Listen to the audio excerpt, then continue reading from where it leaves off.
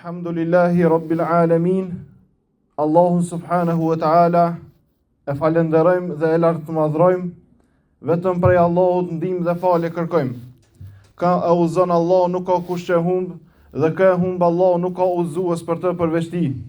Ndërsa salatet dhe salavatet ja dërgojmë Muhammedit sallallahu alaihi wasallam, familjes tij të ndershme, shokëve tij besnik dhe gjithë ata të cilët mundohen që ta pasojnë sunetin e tij deri ditën e gjykimit. Vëllezër dashur, me lejen e Allahut subhanahu wa taala sot do të flasim rreth temës puno sepse nuk mund ta dish ku do ta fitosh xhenetin. Bëj vepra të mira sepse nuk e din se tek cila vepër e fiton xhenetin e Allahut subhanahu wa taala. Andaj secili prej nesh jemi nevojli dhe nevojtar xhenetit Allahut azza wa jall. Edhe për ata robi e adhuron Allahun ditë dhe natë që të arrijnë kënaqësinë e tij dhe të futet në xhenetin e tij. Andaj besimtari çdo herë duhet të ketë synim që ta kënaqë Allahun subhanahu wa taala derisa është gjallë. Dhe kur t'i vinë mundësit, besimtari duhet i shfrytëzon, duhet të jetë syçel. Ashtu se si çdo mundësi e shfrytëzojmë e cila na vjen në dunjë për ndonjë pasuri të caktuar, ashtu edhe besimtari duhet të shfrytëzon mundësitë e ahiretit, mundësitë cilat janë shkak që ai të hyjë në xhenet. Dhe përveç se ne jemi në muajin e rahmetit, mëshirës së Allahut azza wa jall, në muajin në cilin ndrohen gjendjet e robërve të Allahut, në muajin në cilin ndoshta shkruhemi inshallah prej banorëve të xhenetit, dhe na largohen emrat tonë nga banorët e xhehenemit.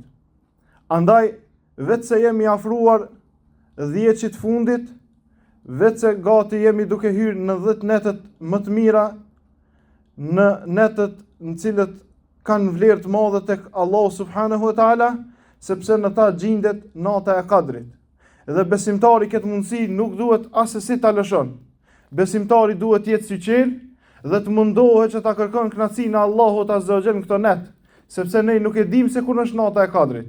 Mirë, po e dim se është në 10 netët e fundit. E dim se ajo është në netët tek. Dhe besimtari duhet që në këto net të mundohet dhe të bën mund të madh në kërkimin e natës së Kadrit. Dhe lutim Allahun azza wa jall që ta arrijmë natën e Kadrit me iman dhe duke shpresuar shpërblim tek Allahu subhanahu wa taala. Andaj çdo besimtar i cili është i lodhur nga sprovat e dunjas, çdo besimtar i cili është ngarkuar me mëkatet cilat i ka bën, çdo kush i cili ka brenga dhe probleme të ndryshme, atëherë kjo është mundësia.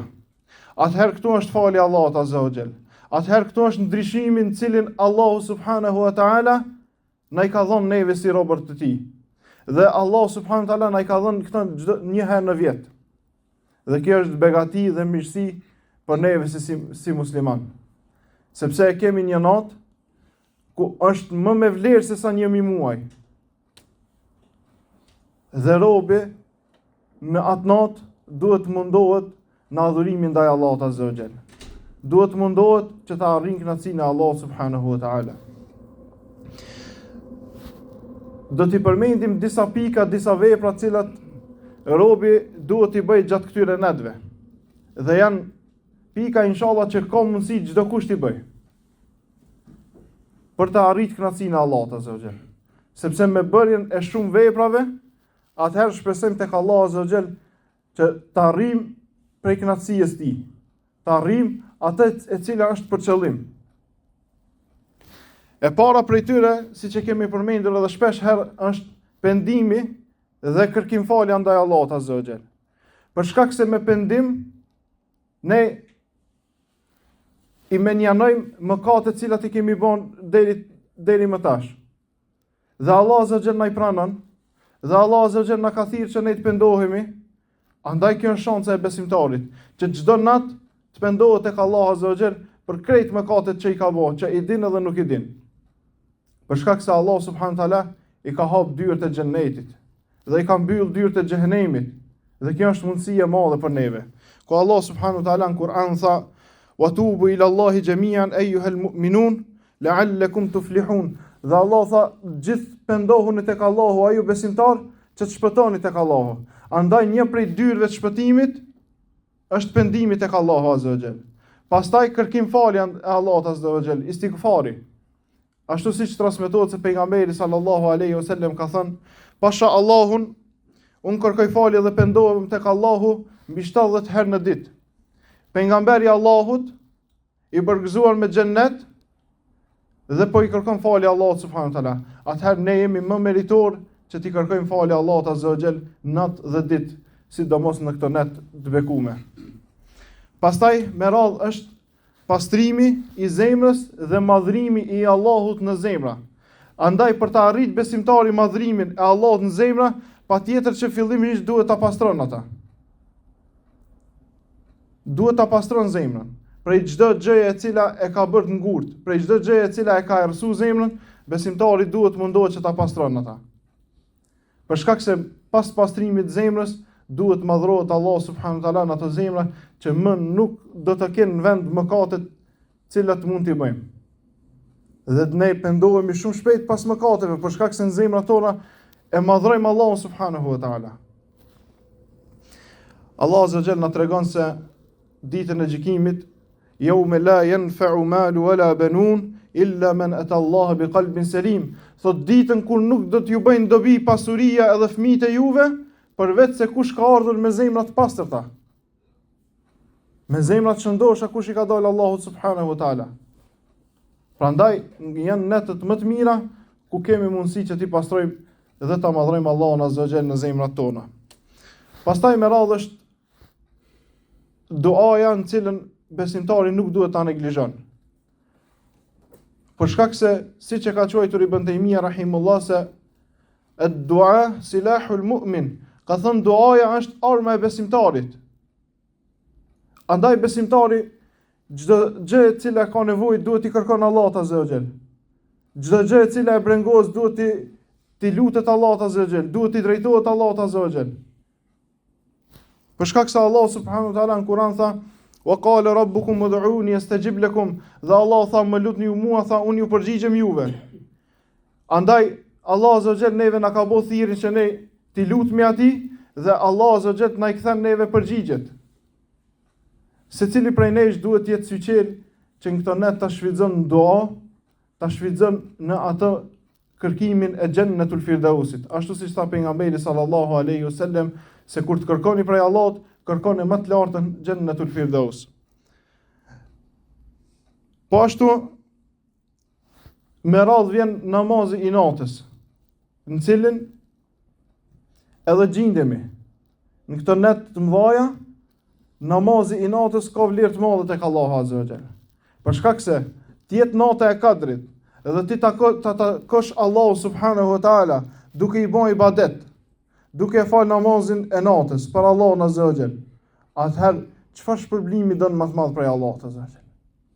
Atëherë kjo është një begati dhe mirësi të cilën Allahu azza wa jall i ka furnizuar besimtarët në këtë net. Për shkak se secili mundohet që ta kërkon natën e Kadrit, secili mundohet që ta adhuron Allahun azza wa jall. Me çfarë do vepre qoftë. Mirë, po vepra më e mirë në këtë net një ndër ta është edhe namazi i natës. Ashtu siç Allah na tregon në Kur'an dhe thot: "Kanu qalilan min al-layli ma yahja'un wa bil ashari hum yastaghfirun."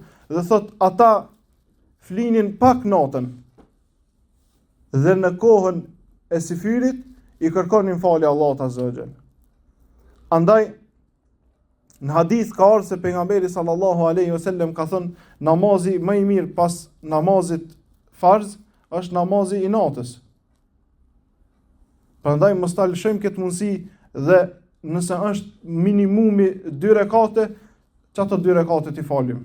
Edhe shpresojmë tek Allahu azza wa jall shpërblim dhe begati. Pastaj në hadithin tjetër ku pejgamberi sallallahu alaihi wasallam tha: "Njeriu më afër Zotit tij tha është në pjesën e fundit natës. E nëse mund të jesh prej atyre të cilët bëjnë dhikr dhe përmendin Allahun, atëherë bëje tha. Për shkak se mund të arrish ata të cilët nuk e ka arritur deri më tani." Me radhë është sadakaja e cila e shuan dhe e largon hidhrimin e Allahut subhanahu wa taala. Andaj në hadithin ku pejgamberi sallallahu alaihi wasallam na tregon dhe thot nuk ka hased dhe zili, nuk ka smir, përveç se në dy raste thot është personi i cilin Allah azza wa jall ja ka dhënë Kur'anin, ai e lexon ditë dhe natë. Pastaj thot personi i cilin Allah subhanahu wa taala i ka dhënë pasuri dhe ai jep ata prej sadakas ditën edhe natën. Jep prej asaj të cilën Allahu i ka dhënë. Dhe mundohet që me këtë sadaka ta pastron pasurinë e tij. Mundohet që me këtë sadaka ta arrijë kënaqësinë e Allahut azza wa jall. Mundohet që me këtë sadaka t'ja u largon njerëzve brenga dhe problemet të cilat i kanë. Pastaj në hadithin tjetër pejgamberi sallallahu alaihi wasallam tha, sadakaja i shuan mëkatet ashtu sikurse uji që e shuan ujin, që e shuan zjarrin. Andaj ne e dim se kemi mëkate. Dhe secili prej nesh ka dëshirë që mëkatet t'i largon. Andaj njëra nga rrugët më të mira është edhe sadakaja për hir të Allahut subhanahu wa taala. Pastaj në këtë net besimtari nuk duhet ta ndalon gjuhën e tij nga dhikri, dhe duhet ta ndalon gjuhën e tij nga përgojimi dhe nga gjërat e tjera të cila e largon ata nga mëshira e Allahut azza wa jall. Allahu në Kur'an tha: "Ya ayyuhalladhina amanu dhkurullaha dhikran kathiran." Allah azza wa jall tha: "O ju të cilët keni besu, përmendeni Allahun shumë." Andaj në këtë net është mundësia më e mirë që besimtari të bëhet prej atyre të cilët e përmendin Allahun shumë. Të bëjë istighfar, thot subhanallah, thot alhamdulillah, thot Allahu akbar, thot la hawla wala quwwata illa billah. Andaj duhet mundohet që ta bëjnë një dhikr, mirë po me dhikre të shumta. Të jetë prej atyre të cilët e përmendin Allahun, mirë po në forma të shumta të dhikrit. Pastaj me radhë është edhe se besimtari duhet këtë mendim të mirë për Allahun azza wa jall. Mendim të mirë sepse Allahu do ta pranon, do t'ia fal mëkatet dhe shpresojmë te Allahu azza wa jall që të na bën prej atyre të cilët në zemrën tonë është mendimi i mirë për Allahun azza wa jall. Për shkak se në hadith transmetohet në hadithin kutsi se Allahu ka thënë unë jam ashtu siç mendon robi im për mua. Ashtu si çfarë mendimi ke për Allahun, ashtu edhe Allahun do ta takosh. Nëse ke mendim të mirë, shpresojmë tek Allahu se do ta takosh Allahun azza wa jall me rahmet dhe me mëshirën e tij. Kurse nëse nuk ke mendim të mirë, Allahu na ruaj se si do ta takosh Allahun azza wa jall, ndoshta do ta takosh me një dënim të madh ku do ta kaplon robën e tij, i cili nuk ka pasur mendim të mirë për Allahun azza wa jall. Andaj kjo është rrezik dhe besimtari duhet të ketë kujdes. E fundit prej punëve të mira të cilat do t'i përmendim është edhe t'i falim njerëzit. Ne e dim se shpesh herë mund të hyjmë në hak njëri tjetrit. Shpesh herë mund të gabojmë ndaj njëri tjetrit. Mirë po më e mira dhe më e lavdruar tek Allahu subhanahu wa taala është t'i falim ata. Sepse kush e don faljen e Allahut, le t'i fal njerëzit. Kush e don mëshirën e Allahut, le t'i mëshiron njerëzit. Andaj Allah subhanahu wa taala në Kur'an tha: "Wal ya'fu wal yasfahu alla tuhibbuna an yaghfira Allahu lakum."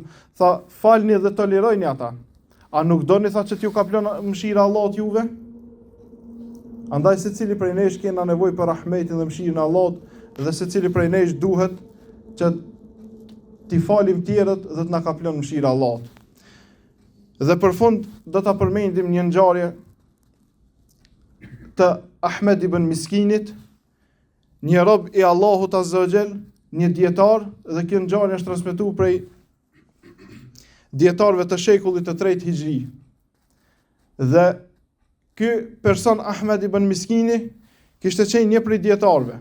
Mirë po, deshti Allahu pas një kohe të sprovohet me një varfëri të madhe.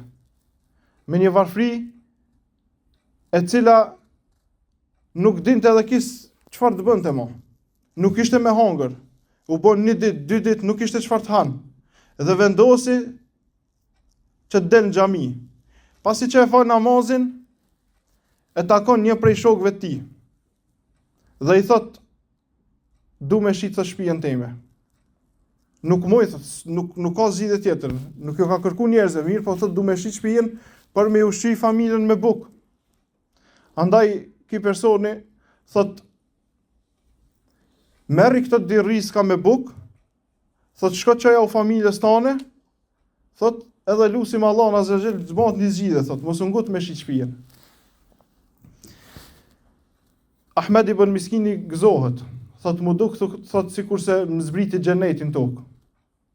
Gëzim i madh, se po jo çon diçka fëmijëve se ata janë konte e prit, se gruaja e vet para se me dal për shtëpi tha, dil tha kërko diçka tha. Kena met pa buk, kena met pa hongër. Andaj ki duke u kthy për shtëpi gëzum, e shen një nanë me një jetim. Dhe kjo nana me këtë jetimin, ki jetimi po çon prej undësijës. Për shkak se edhe ki nuk ishte hongër buk prej dje. Dhe ki në dorë duke i mbajt ato dy copa buk, sa ajo nana tha, ki diçka me më dhonë për hir të Allahut. Mirë po ki e kishte edhe gjendjen e tij e cila në shtëpinë e vet edhe ata ishin duke e prit për buk. Dhe vendosin këtë moment me bë tregti me Allahun subhanahu wa taala. Vendosin këtë moment që ata të cilët ato dirriska buk cilët i kishte, të jepte për hir të Allahut azza wa xal. Dhe tha, merri këto riska buk, tha, dhe normal, u mërzit, mirë po e bani për hir të Allahut, për shkak se te familja vet nuk ishte kur gjë. Dhe e pa se sikurse këtina kur ju dog në fillim që i zbriti xhenetin tokë, e pa në fytyrën e asaj çikës vogël edhe të nanës saj, se ju mbush fytyra me gëzim.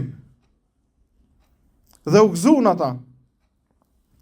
Dhe bën dua për ta. Dhe kur ja u dha këta ju rodhen ata lotët. Dhe vazhdon ki rrugën mirë po i mërzit. Shpresën tek Allah azza wa xal duke mos e humb mirë po i mërzit, se nuk ka çfarë çon tek shtëpia e vet. Dhe mbështetet tek një mur i afër shtëpisë dhe e thirr shoku i tij. Dhe i thot: "O Ahmed, thot je boj i pasur." Thot subhanallah, thot unë sa i dhash ato dy riska buk, thot çai pata, thot kim thot je boj i pasur. Thot je boj i pasur, thot se po të kërkon njani me një deve të musht me arje kështu me radh. Thot ty ose babën tan, thot. Dika prej familjes juve, thot. Të ngushtë. Edhe ki shkon, e këshyr, thot çka është çështja? Ai thot keq ke pasuri çka po e sheh. Thot është e jotja. Thot subhanallah, thot ka erdhi kjo. Ka është kjo pasuri prej ka? Thot për shkak se para 30 vite me babën tan thot kena bë tregti. Edhe prej asaj tregtie thot unë kum fitu shumë. Edhe kum dash thot që me kthy atë pjesë për shkak se kena investu bashkë në tregti. Thot kum dash sot me kthy te familja e tij nëse ai nuk është gjallë. E merr këtë pasuri, edhe subhanallah mo i ndryshon gjendja e tij. Bëhet milioner. Mirë, po prapse ki nuk e harron Allahun azza wa xal. Dhe thot se i ka dhënë sadaka në ditë ka 100 denar të arit. Sikur sot me dhon ndoshta miliona. Ose me dhon një shumë të madhe sadaka çdo ditë. Se Allah e begatoi. Dhe një net prej netve e shën në ëndër se u bë kiameti. Dhe njerëzit thot ishin të hutum. Dhe njerëzit thot nuk ishin gjendje shkonin si të hupt për shkak të madhështisë të madhe dhe gjithë i shihnin se ju kishin ngarkuar mëkatet e tyre mbi supe. Dhe thot ja nisi llogaria duke u marrë njerëzit në llogari. Thot dhe merrdi radha mu thot për të marrë në llogari. Dhe kur e shikoi thot ja nisin duke mu mot veprat e mira dhe nuk mu pranonin. Ja nisën veprat e mëkatet thot me peshu më shumë se sa veprat e mira. Mëkatet po peshonin më shumë se veprat e mira. Dhe thot mendova se jam duke u shkatërru. Përderisa vjen një zonë dhe thot a ka diçka tjetër për këtë rob? Than po. Janë edhe dy riska buk cilat i ka dhënë për hir të Allahut azza wa xal. Mirë po apet thot nuk po mbahet për me pështu për në xhenet. Thot a ka edhe diçka tjetër për këtë rob? Thot janë edhe lotët e asaj nanës edhe lotët e asaj jetimës dhe i qesin peshore dhe peshen më shumë se kësa gjuna dhe pështon. Dhe i thënë shpëtove dhe shka. Dhe ky i pyet thot, po Po çka u bë thot me ato 100 denar cilat i jepsha sadaka, me ato punë të mira tjera, me ato vepra tjera? Thot në gjitha ato vepra ka pas thot si faci. Dhe që janë kanë shku, nuk janë më në regjistrin e veprave të mira. Prandaj, prej kësaj ngjarje të madhe madhështore kuptojmë vëllezër se xhenetin mund ta fitojmë në vepra të vogla, në cilat ka sinqeritet. Andaj e këshilloj veten edhe juve që këto në të mëdha të mundohemi të bëjmë vepra të vogla. Vallahi ndoshta 1 euro sadaka të shpëton tek Allahu Azza wa Jalla. Ndoshta 2 rekate namaz nafile me sinqeritet dhe me prezantimin e zemrës në atë namaz do shpëtojnë tek Allahu Azza wa Jalla.